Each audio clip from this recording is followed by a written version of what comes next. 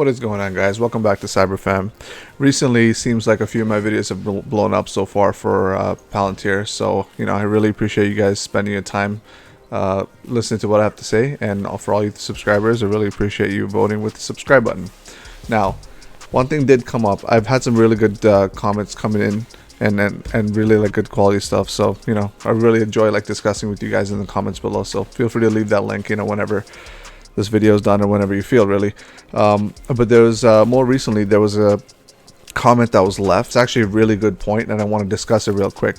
So here, let me show you what I'm talking about. Yeah, so basically Song mentions that the biggest problem was the market cap was too high, you might be overpaid for growth, and I just mentioned the growth is kind of more important than the market cap. And he did bring up, this is the point I'm trying to trade, okay? Cisco, Oracle, Microsoft in 2000, and now we are going back to, he brings up a good point, and now we're going back to the dot-com bubble. Now this always comes up, and the thing is, I was too young at that time, but we're going to discuss that today. So let's get into it. Oh, the 90s. Let's rock this joint! And we say, goodbye 80s, hello 90s. Welcome to Blockbuster Video. Destination, Planet Hollywood. Tamagotchi, the original virtual reality pet.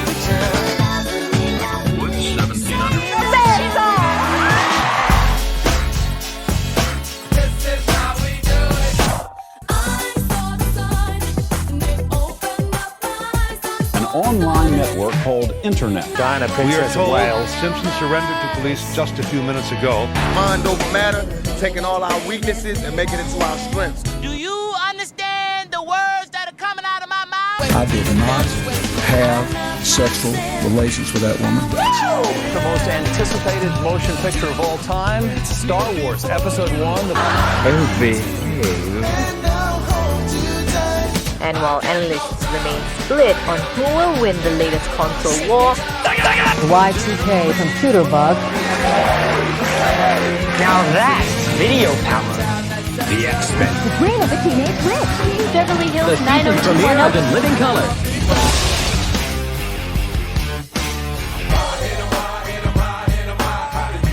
Who wants to have some fun? Well, let's start the insanity. Street Fighter 2 from the arcade.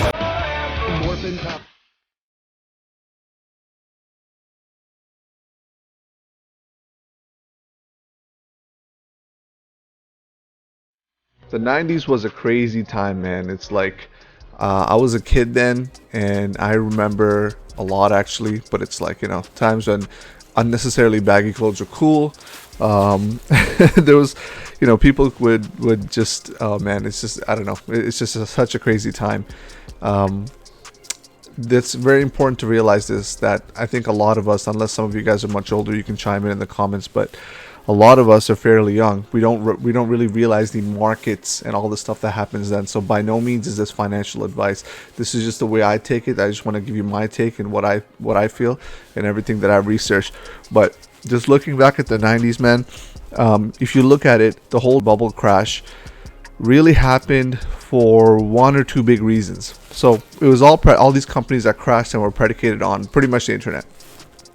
So if you look at it, right, the reason for the crash is, yes, it was because they were super high. The valuations are super high, and the earnings didn't match that potential, not even a little bit. So the people who are comparing it to that, yeah, you can say that a lot of these companies are valued pretty high, but those companies were new companies, right? They were companies that were just entering the market, and then they'd have crazy valuations for relative to other companies of the time at that time. The things that they were doing in a large part was stuff that was already existing, right? So stuff that already existed in the marketplace in the world, but then they moved that to the internet, right? So Amazon is a very classic case of it. They sold books on the internet, where at that time there was Chapters, Indigo, a bunch of Barnes and Nobles and a whole bunch of other stuff, right? So a lot of companies were like that. Pets.com is a really famous one. But we got to keep in mind here, these are a lot of times pre-revenue companies, or companies that just came out and then IPO'd within a few years, right? That's number one. Number two, a lot of these have not been proven, okay? And this point, the comment that was brought up, it was obviously regarding to Palantir. And I'm going to make a parallel here. I'm going to compare something that could potentially be very dot-com bubble-esque. But The reason I don't think Palantir, even with its high valuation, is not in any kind of bubble is because the technology in the dot-com bubble, like I was saying, it was the business that was, again, trying to model what currently exists in the physical world in a virtual way. Palantir is an AI up company. So they build their platform, they start adding offerings on top of their innovation, right? So it's not like they're piggybacking on top of the internet. And guys got to remember one thing. AI is very broad. Like I've done AI projects where I've used the same thing, the same kind of technology. In my case, it was natural language processing to do like a multitude of different things. So, I did one for like a marketing company, and I did another one for like literally just like speech recognition. So it was almost a similar kind of module. I'm no expert. Don't take my word. I'm probably really crappy, but I'm just saying, right? So you got to remember, the internet was very broad, just like AI is, but the internet was, it was like a super new technology, right? What you're seeing now with AI, although it is new, is a lot of companies existing and new are implementing this and taking this into consideration for, for optimization of like moving forward.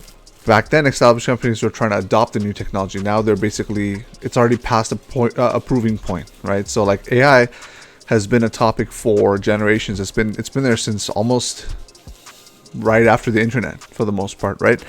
So we're at a more mature stage when it comes to AI. Now the risk is that Palantir is again AI up, like that's their base fundamental technology up.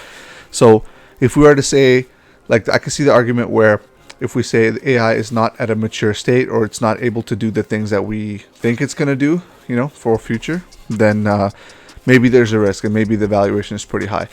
But one thing I use to actually gauge this is other companies' adoption rate. So for instance, almost every company I've worked for has started to include some level of machine learning.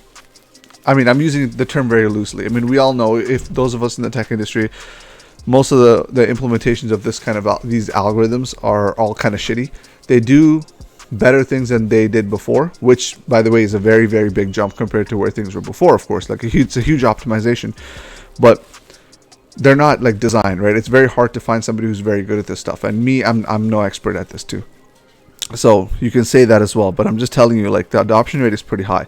Everybody wants to get in on this kind of thing because it completely changes like the way business operations and IT operations work. So that to me proves a little bit of validation. Like, of course, things like pets.com are going to crash, right? Because I mean, at the time, it wasn't really that beneficial. Now there's lots of stuff that's comparable to pets.com and it's thriving, right? Or those kind of businesses, right? So maybe it was just too early for its time. So it's important to remember that, like, whenever you look at things in a historical context, you have to take the time into consideration, right? And at that time, the internet, to be honest, was not really that well accepted either. I remember when I was really young, like I used AOL and stuff like that, right? And my parents were all kind of like techie a little bit, so like, my household was of the ilk that, we're going to adopt this technology, and that's great. But I know that a lot of my neighbors and stuff, they were like, the internet is just going to be a fad. Like, how are you going to be able to do shopping on the internet? How can you do stuff like, order a hotel on the internet? Like, I mean, now it sounds funny, but I'm telling you, when I was a kid, I remember my dad used to have these conversations with his neighbor about this exact thing. Now, another thing is, we all have to keep in mind the AI and machine learning and stuff, to be very honest with you, is kind of a black box. Anybody that goes and tells you, with an exception of a very few people, if they go and tell you, yeah, I know how AI works and I know the implications and how, to optimize and blah, blah, blah, blah, blah, they're lying to you, man. To be honest with you, it's a little bit of a black box. It's very tough to judge as to how to use XYZ algorithm to optimize something. Only now there's things like TensorFlow and all these other things that come out that actually help and optimize AI training and that kind of stuff, right? And a lot of companies are working on their own, like Tesla and Palantir too. So we are, to be honest, still at a very, very early stage, but I think this stage that we're at is like post initial validation, like post initial adoption. So I think there's solid ground to stand on here is what I'm trying to say. What that means for valuations, I don't know. for valuations, I just look at company itself and I say, okay, like what are they actually doing with it? Are people actually buying, right? And it looks like their commercial sector is growing. They're actually making more money on that, and it's going the right direction. So why not? Why not, right? These are like longer contracts, and these are generally cheaper contracts, actually. That's one gripe I have with Palantir. Their contracts are pretty cheap for what they offer. They offer really, really good service, and I think they should charge a little more for it, but that's just me. So, you know, that's my take on this whole dot-com bubble situation with now. Now, one tidbit before I finish off here. What I do think isn't almost like a dot-com bubble-esque kind of, you know, you got to view it in that kind of light, is the EV stuff. So, Tesla is my number one holding, right? Palantir is my, like, I'm slowly building a higher, bigger position. I have about 2,000 shares, give or take. But that EV side of it, there's a huge bubble in my opinion. Now, am I saying Tesla's overvalued? No, not really. To be honest, ever since like AI Day, I think they're undervalued. But I gotta tell you, like for example, Rivian came out and they're like $100 billion already, right? I mean, early last year, Tesla was crossing 100 billion and people were throwing like a huge fit over it. So what, all of a sudden in 1 year, Rivian, who's sold zero, like who sold, not zero, but who sold a fraction of what Tesla would have sold at that time, is going to be worth the same, and no one's going to say anything about that. Like, think about it, right? And we had things like Nikola, we had things like Lordstown Motors. You're seeing things bubble in that space, and that is like a totally new space, right? Like people maybe outside of Tesla don't understand how to manufacture EVs. It's a different situation than manufacturing ICE cars. So that's my take on that. So, you know, I don't know. Let me know what you guys think, man. If you feel I'm wrong or something, hit me up in the comments below. I don't know. I kind of feel right on this one. Just looking at from the IT side of things, I'm telling you straight up, a lot of adoption is coming for AI and machine learning. The problem is it's hard to find engineers that are good at it. But yeah, so I truly believe we're at an early adoption stage, but a stage where the people that are adopting aren't like new companies or anything. These are existing large companies that want to stay in business and not want to get outcompeted by their competitors who are going to adopt this, you know, newer type of optimization tech. So you guys let me know what you think. I'll sign off with that. So catch y'all later. Peace.